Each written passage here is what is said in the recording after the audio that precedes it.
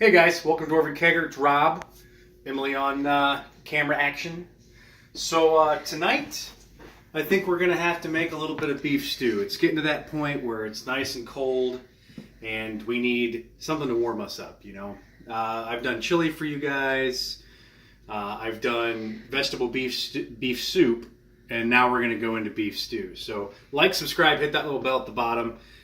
Give us a follow. Make sure you check out Jamba. Look at all of our other videos. Follow us on Patreon. We enjoy some of that money. If you guys want to send it our way, you're going to have exclusive features. So, now, tonight, I have a special brew that I'm drinking. This is the Lost Abbey Citrus Sin. It's an American wild ale with blood oranges. Now, it is, I believe, 5.8% alcohol by volume, and it's real friggin' expensive. I think it was like $12. Yeah, it's not that expensive for how much. Not that expensive. Anyway, Robbie thinks really it's sour, but it's not that sour. It's kind of sour. It's like a Duchess de Bourgogne. But it's a tolerable sour for him, because he hates sour. It doesn't make me want to kill someone. So I've got this this pan heating up. You can see a little bit of smoke coming out of it. That's perfect. I'm gonna throw some butter in. So what are you doing right now? Well, right now I'm just putting butter in so that I can dump some garlic and some onions and some root vegetables that aren't potatoes in there to kind of soak up some flavors. So you're going to want salt, pepper, as your base. I like to put a little bit of paprika into mine, just because it gives it a little something else. I've made a little sachet of, so there's thyme in here, there's rosemary, and there's a little bit of sage, and it's all fresh, and all I did was just give it a rough chop, so that when I drop it into the stock, the broth and everything, it'll be pretty solid. So this is another one of those rustic kind of meals that we would have, just like the soup that I made for you guys. This is pretty stepping on cats. This is, you did it on purpose, didn't you?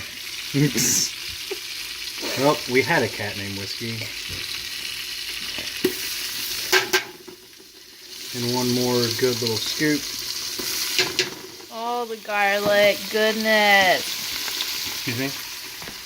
So you're gonna put that garlic in there, and then you want to dump in parsnips, turnips.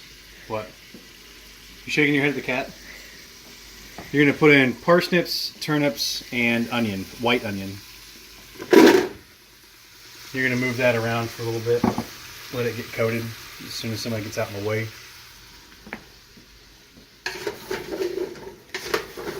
Give it some coatings.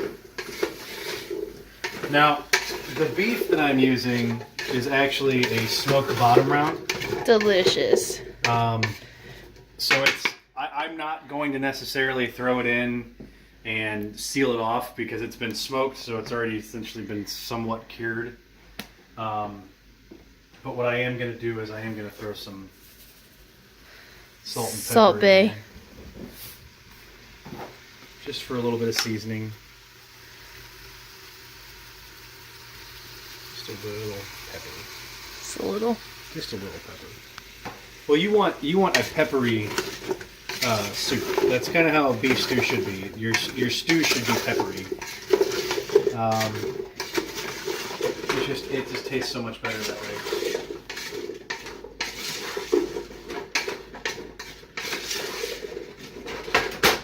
So we let that soak up the flavors for a few minutes. The parsnips and the turnips, so they're essentially like sponges. So your parsnips are going to have a little bit more of a citrusy kind of a feel to them, almost like kind of like lemongrass, but without the super lemony part. Your turnips are going to be there's not a real flavor to them, so they're a member of like the radish family, but they're I like potatoes too. Yeah, well, I mean they're a tuber, like, you know, they grow underground and all that. A tuber. A tuber. That's what it's called. It's not a tuber. It's not a tuba. Wait a minute, is that the second tumor joke that we've made? I don't see anything wrong with that. Smells good already. I am so hungry. I've deprived her of food for a week just for this particular occasion. Well, guys, let us know if there's anything you want to see me cook, since I haven't really had a big chance for that. I know that Dominic wants me to make pretzels, and I keep telling him to get fucked because it's not going to happen. It's a long process, and I just do not have the ability to edit everything like I used to. My computer took a shit on me, so I no longer have a computer for editing. So the next process here is I'm actually going to take the meat and I'm going to put the meat in. Yes. I'm going to put this meat real deep inside there. Mmm. Using all that? When you handle your meat, it's important to use bare hands because you don't want to wrap it with anything. Is this all gonna fit? I mean, I guess all that's if I had left a nickel for every time I've heard that. Peas and carrots is left, right? Peas and carrots and potatoes. Protein. Gonna have plenty. All right, so I'm gonna wash my hands. Well, the tomato paste. I'm gonna wash my hands. Ew.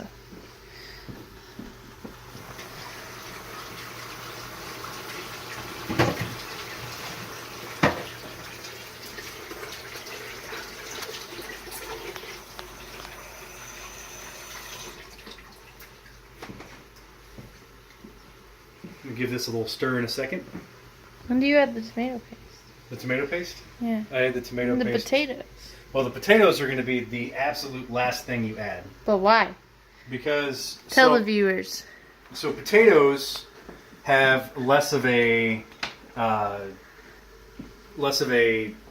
stationary makeup than some of the other things that we're putting in here. And we don't want those to go super soft and then disintegrate. The turnips and the parsnips will actually hold up a little bit better. So I usually put the potatoes in very, very end. And then I let them simmer until they're done. And then I add a slurry. And I'll show you guys how to make a slurry. And I'll show you guys how to thicken some stuff up with this. Now it's time for the tomato paste. What's the point of the tomato paste? It gives it a better flavor profile when you add the beef stock.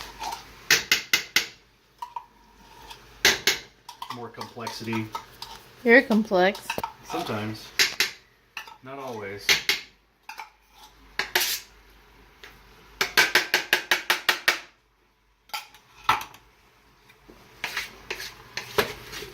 Just give it a little mix. Now, I know that you saw that the meat was a beautiful medium rare, but you're going to cook the hell out of this meat essentially until it becomes super soft. So the way that the meat was smoked in the first place is not really that big of a deal. So I'm going to let this sit for a minute. And then I'm going to add me some of their stockings. I bought beef stock today from Aldi, Chef's Cupboard, which is apparently the only brand they sell that's a thing. So right now I'm going to add a little paprika, actually. You don't want to add a ton of paprika because you don't want that to be like the number one flavor that you get from it.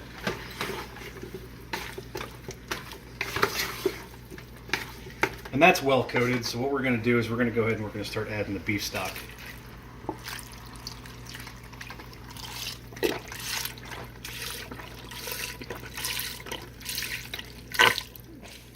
Excuse you.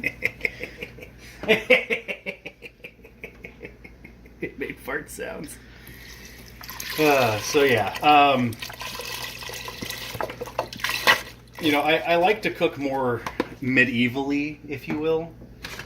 I think it's more fun to do that. So if I had it my way, I would probably try to do as much as I could for like Renaissance style and medieval style cooking. Did I get something on you? Yes, you're Oh, I'm spilling. sorry. I'm sorry. Splashing. Basic. So now we're gonna add our sachet of herbs. Get it all nice down and deep in Ruining there. my coffee filter. Well, it's no longer a coffee filter. You're going to have to stand a little bit further back if you don't want to I get gotta splashed. get in on the action. Get in on the action? Oh, did I drop your phone? Yeah, that would be... Well, I guess technically the phone is water No, resistant. that's not water though, it's soup. Liquid resistant. So I made sure that satchel is underneath a lot of that liquid. What's going to happen is it's going to end up steeping, and you're going to get a lot of that herb flavor. Jeez. A lot of herbs. A lot of Herbie Hancocks. A little bit more salt. Bay. And then a decent amount more pepper.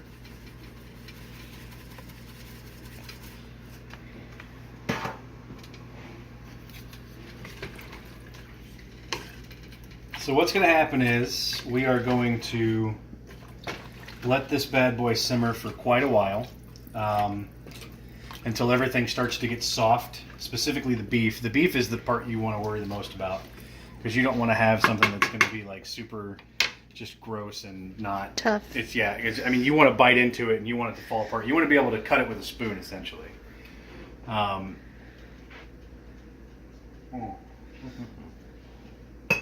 So I'm going to dump a little bit of this marsala in here. I thought that was the beer. I was like, what? Why are you doing this? Just a little. And I don't want to do too much because I don't want it to taste like alcohol, but I want it to have that full-bodied flavor. It's a really good complex flavor to add to something with beef. It's a nice wine to use in that situation. Ours is aged. Yeah, ours is probably Like 3 years old. borderline not ready to be used anymore. But you know, whatever. I mean, we're not in the habit of making things go to waste. Potatoes? So I'm gonna add peas and carrots. Peas and carrots. Peas and carrots. Do do do do. If you'll excuse me, I need to use my sharp knife. Pile. That's a Shun Blue series. We'll just add all of it. Why not? Yeah, why not? More veggies, it's good. More vegetables. Those are Meyer peas and carrots. It's a fancy knife. Look at that. It's a little dirty right so now from big, the starches. Too. Look at that 10 pretty. inch. Hey girl. Yes. 10 whole inches. I'm looking at the stew. I know you are. See, right now it looks like the vegetable beef soup to me. Right. And it's going to get a little darker. And then? Because I'm actually going to add a bouillon cube or two to it. Do we have those? Oh yeah. You sure? When did we get those? Oh gosh, I think a sneeze is coming from all the pepper. Do not sneeze into the stew, please. Okay. As you sneeze into the stew. So these are actually pretty cool. They dissolve real quick. Like, The clothes are done. I don't know if you heard that or not, but we have a dryer that went off. Oh my god, why can't I open here? The struggle is real. There we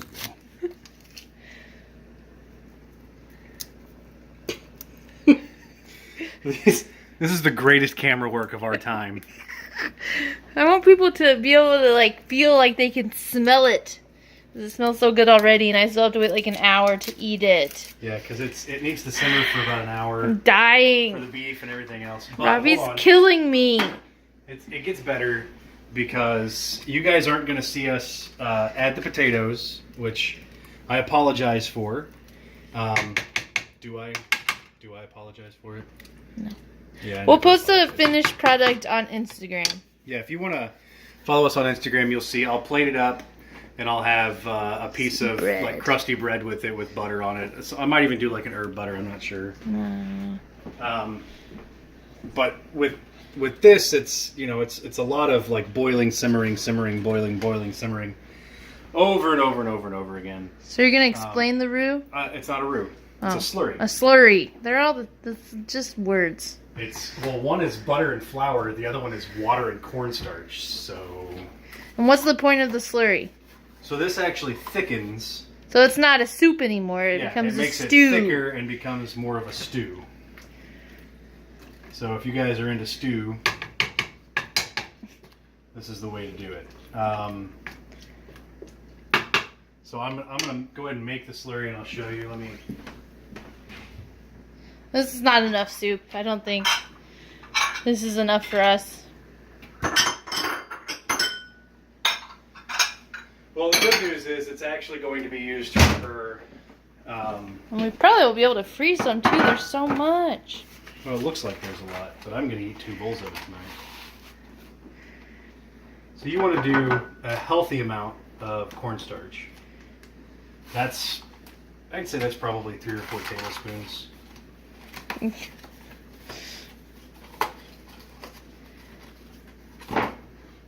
then you want to put cold water in it.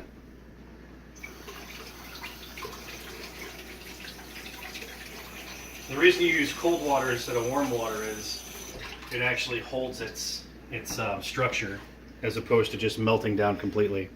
And you wanna mix it together. Eventually, it all becomes liquidy. Why are you using your finger? I always use my finger. You always gotta.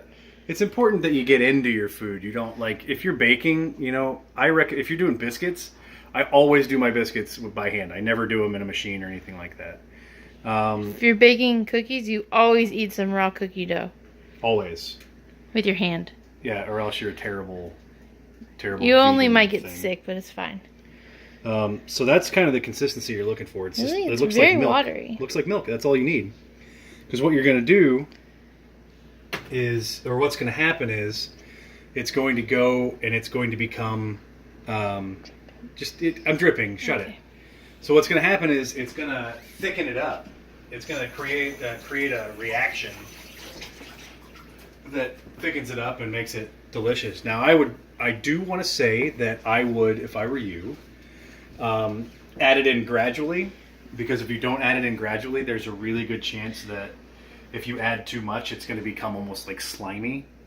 Like if you've ever used okra to thicken something and you've used too much okra, it becomes like slimy. No. Don't do that. So as you can see, it's really coming together. It's already looking less like soup. This is soup. I could eat it now. Well, unfortunately, it's not, so you don't get to.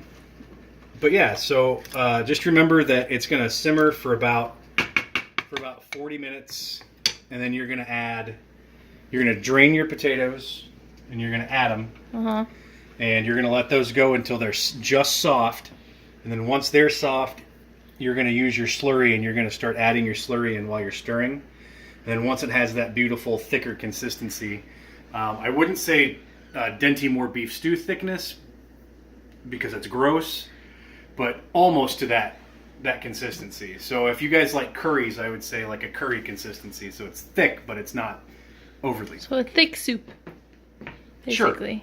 Welcome to stews. And how long do you let it cook after you add the slurry? Just a few more minutes? Just a little bit longer. Then you can eat it. Yeah, and then you can turn it off and put it in a bowl and shove it in your meat hole. And we'll post a finished product picture. Yes, we will post a finished product picture. Anyway, guys, thanks for watching.